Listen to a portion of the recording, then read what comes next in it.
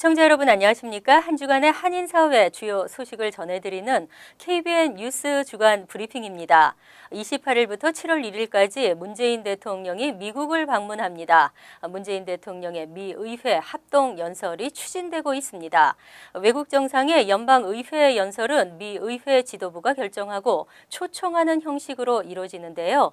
그레이스맹 하원 의원이 문 대통령의 의회 합동 연설을 추진하고 있습니다. 이미 취임사에서부터 5.18 기념사, 현충일, 추념사 등을 통해 온 국민을 감동시키며 확고한 비전을 밝힌 바 있습니다. 과대 포장된 연설이 아닌 북핵 문제 등 실질적이고 알맹이 있는 연설이 될 것으로 기대를 모으고 있습니다. 그레이스맹 연방하원 의원이 오는 28일부터 7월 1일까지 미국을 방문하는 문재인 대통령의 연방의회 상하원 합동 연설을 적극 추진하고 있는 것으로 알려졌습니다. 그레이스맹 의원은 20일 폴 라이언 하원 의장에게 서한을 보내 문재인 대통령이 연방의회를 방문해 상하원 합동 연설을 할 수 있도록 공식 초청해 주길 바란다고 촉구했습니다. 맹 의원은 한국은 전략적으로 미국의 매우 중요한 동맹국이자 세계 경제 및 안보 협력국이라면서 한미 관계의 중요성을 강조했습니다. 한국의 역대 대통령들 가운데는 이례적으로 영어로 처음 연설을 했던 1998년 김대중 전 대통령, 그리고 2011년 이명박 전 대통령, 2013년 박근혜 전 대통령이 연방의회를 찾아 상하원 의원들을 상대로 합동 연설을 한 바 있습니다. 한편 트럼프 대통령의 초청으로 이뤄진 이번 문재인 대통령의 방미는 29일 트럼프 대통령과 백악관 환영 만찬을 시작으로 다음 날 두 정상 간의 정상회담이 진행됩니다. 한미동맹 강화를 위한 협력 방안과 북핵 문제 해결을 위한 다각도의 의견이 교환될 것으로 보이며 관심이 집중되고 있습니다. 북한에 억류됐다가 의식 불명 상태로 돌아와 엿새 만에 숨을 거둔 오토 원비어의 장례식이 22일 치러졌습니다. 2,500여 명의 추모객들이 그의 마지막 길을 함께했습니다. 보도에 김지수 기자입니다. 오늘 오전 9시 오하이오주 신시내티 인근 와이오밍 고교 강당에서 오토 원비어의 장례식이 치러졌습니다. 언론에는 비공개로 치러진 장례식에는 원비어의 가족과 친지, 고교 동창과 지인들이 참석한 가운데 22살의 나이로 비명에 간 젊은이의 억울한 죽음을 추모하려는 시민들의 발길이 이어졌습니다. 현지 언론들은 수천 명의 추모 행렬이 장례식장을 찾은 것으로 추산했습니다. 북한으로 날아가 원비어를 송환해온 조셉 윤 미국 국무부 대북정책특별대표는 장례식에서 원비어의 부모에게 문재인 대통령의 조전을 전달했고, 오하이오가 지역구인 로포트먼 상원 의원 등 상하원 의원들도 장례식에 참석했습니다. 버지니아 주립대 3학년이던 원비어는 지난해 1월 관광차 방문한 북한 평양 양각도 호텔에서 정치 선전물을 훔치려 한 혐의로 체포되었으며, 같은 해 3월 체제 전복 혐의로 15년 노동교화형을 선고받았습니다. 17개월간 북한에 억류됐다가 미국과 북한의 오랜 교섭 끝에 지난 13일 혼수 상태로 고향인 오하이오주 신시내티로 돌아온 원비어는 병원에 입원한 지 엿새 만인 19일 사망했습니다. 원비어의 사망 소식은 미국인들을 슬픔과 분노에 빠뜨려 미국 전역에서 며칠째 애도 물결이 이어지고 있습니다. KBN 뉴스 김지수입니다. 뉴욕 한인회가 다음 달 8일 개최하는 평화의 소녀상 건립을 위한 기금 마련 골프 대회를 엽니다. 한인회는 뉴욕에 세워지는 평화의 소녀상은 일본의 만행을 세계에 알리는 전 세계 여성 인권의 상징이 될 것으로 기대한다고 밝혔습니다. 보도에 지한샘 기자입니다. 뉴욕 한인회는 오늘 뉴욕 한인회관 내 이민삭 박물관에 들어서게 될 평화의 소녀상에 대한 구체적인 내역을 발표했습니다. 평화의 소녀상은 한국의 일본 대사관 앞, LA 글렌데일 등에 세워진 소녀상과 같은 모습으로 조각가 김석영 씨 부부에게 이미 제작 의뢰를 해둔 상태라고 밝혔습니다. 설치 시기는 아직 확정되지 않았지만 오는 10월 뉴욕을 방문하는 위안부 피해자 이용수 할머니가 직접 참석한 가운데 행사를 치를 계획을 하고 있습니다. 저희들이 비용을 마련해서 이용수 할머니께서 우리 소녀상 건립에 맞춰서 또 그 세미나 참석차 같이 저희들이 하려고 추진 지금 하고 있습니다. 한인회는 소녀상 건립에 필요한 전체 예산을 약 10만 달러로 추산하고 있습니다. 현재 6만여 달러가 마련된 상태로 남은 4만여 달러를 모금하기 위해 골프 대회를 개최합니다. 뉴욕 한인회가 주최하고 뉴욕 한인 골프협회가 주관하는 평화의 소녀상 건립 기금 마련을 위한 골프 대회는 오는 7월 8일 롱아일랜드 미들아일랜드 컨트리 클럽에서 개최됩니다. 우리 한인 사회에 골프 하시는 분들이 오늘 이 7월 8일 역사적인 이 자리에 모두 참석을 해 주셔가지고 우리 한인회에서 추진하고 있는 이민사 박물관 내에 위안부관 또 소녀상 건립에 많은 힘을 보태 주시면 대단히 감사하겠습니다. 챔피언조, 일반조, 여성조로 나뉘어 개최되는 평화의 소녀상 기금 마련 골프 대회에 참가를 원하시는 분은 뉴욕 한인회로 신청하면 됩니다. KBN 뉴스 지한샘입니다. 그레이스맹 연방하원 의원은 19일 한인 커뮤니티 리더들을 초청하고 선출직 정치인에 도전하는 차세대 한인 정치인들을 소개하는 시간을 가졌습니다. 한인 후보들은 자신을 소개하고 선전을 다짐했습니다. 지한샘 기자가 보도합니다. 올해 선거에 도전하는 차세대 한인 정치인들이 자리를 함께했습니다. 그레이스맨 연방하원 의원은 오늘 플러싱 금강산 연회장에서 한인 커뮤니티 리더들을 초청해 세면 전 보스턴 시의원, 뉴저지 3선거구에서 연방하원에 도전하는 앤드류 킴, 맨해튼 2선거구에서 뉴욕 시의원에 출마하는 로니 조 후보, 그리고 캘리포니아 연방하원 45지구에 도전하는 데이브 민 후보를 소개했습니다. 지난 2013년부터 2년 동안 백악관 국가안보회의에서 이라크 담당 디렉터로 활동하는 등 젊지만 화려한 경력을 가진 앤드류 킴 후보는 남부 뉴저지 벌링턴 오션 카운티 등으로 구성된 3선거구에서 연방 하원의원에 도전합니다. I want to change the leadership in New Jersey's 3rd. I think we have an opportunity here to flip the House, and I think we have great opportunities for having Korean Americans in Congress. 뉴욕 시의회 2선거구에서 뉴욕 시의원에 출마하는 로니 조 후보. 전인 오바마 행정부의 백악관 공공업무실 부실장을 역임한 조 후보는 백악관 선임 고문과 던컨 전 교육부 장관 등이 후원하고 있어 관심을 모으는 후보입니다. 조 후보는 오는 9월 12일 예비선거에서 카리나 리베라 후보와 접전을 벌일 것으로 예상됩니다.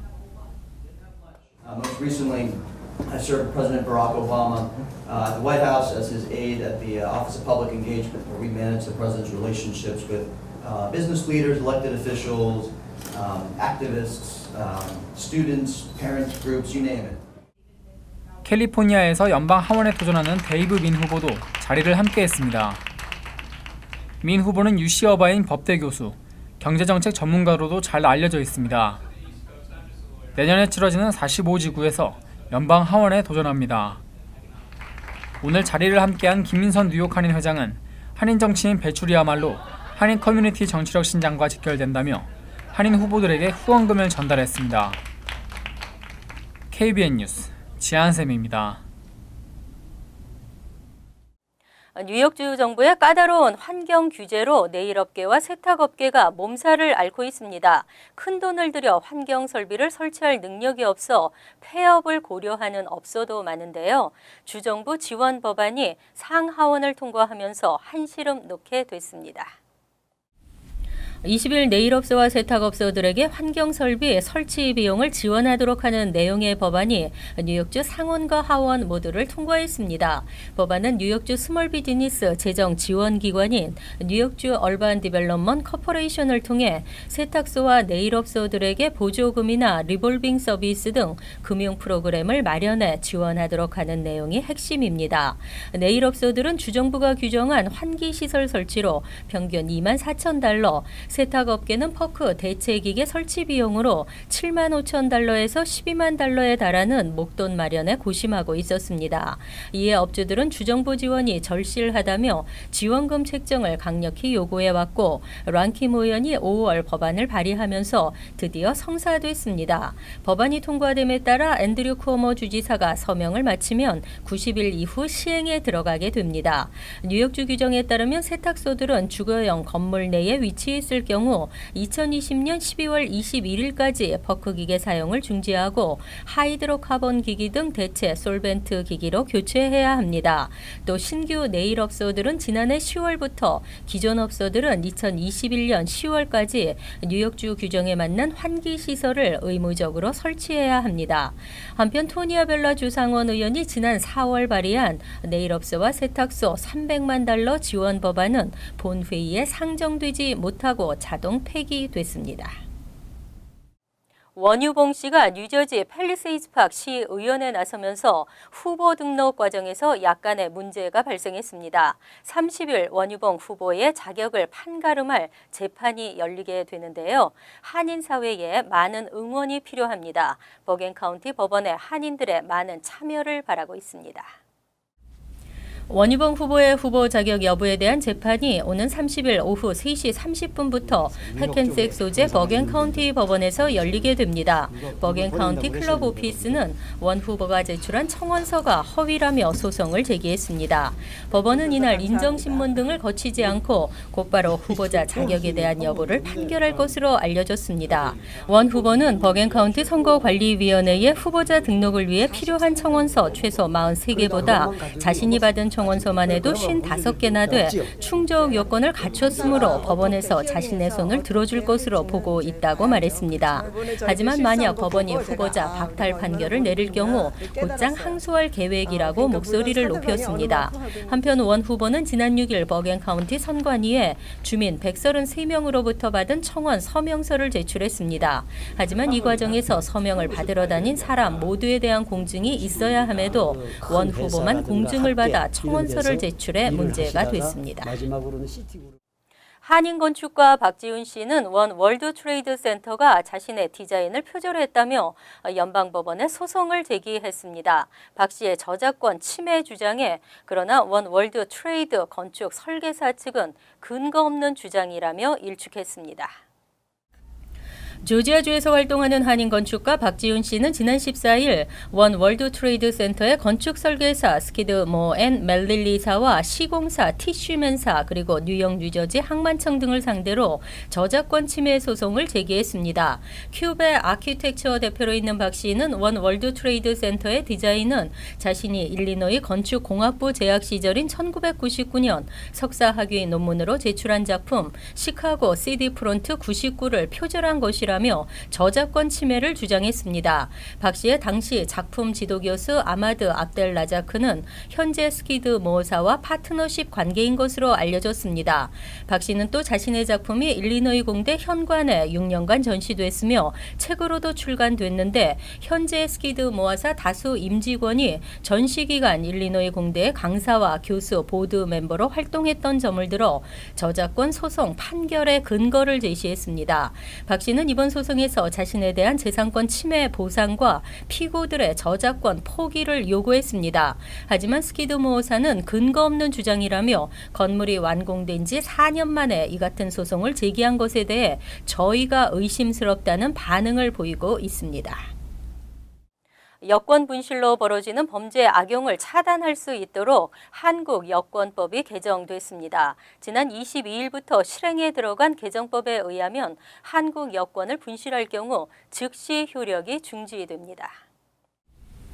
20일 한국 외교부는 22일부터 한국 여권법 일부 개정 법률안이 발효된다며 분실 여권의 효력 상실 시점이 재발급을 신청한 때에서 분실을 신고한 때로 변경된다고 밝혔습니다. 이에 따라 오는 22일부터는 한국 여권을 분실할 경우 즉시 효력이 중지됩니다. 현재는 여권을 분실했을 경우 분실 신고를 하고 신규 여권을 발급받을 때까지 효력만 정지됐습니다. 때문에 분실 여권의 무효화에 대한 동의 절차가 없으면 인터폴의 정보가 제공되지 않아 여권의 위변조에 따른 국제 범죄 악용 가능성이 지적됐습니다. 이번 개정안은 특히 분실 여권으로 인한 범죄 악용 가능성을 차단하도록 한 것입니다. 뉴욕 일원에서 한 해에만 약 5천 건의 여권 분실 신고가 접수되고 있습니다.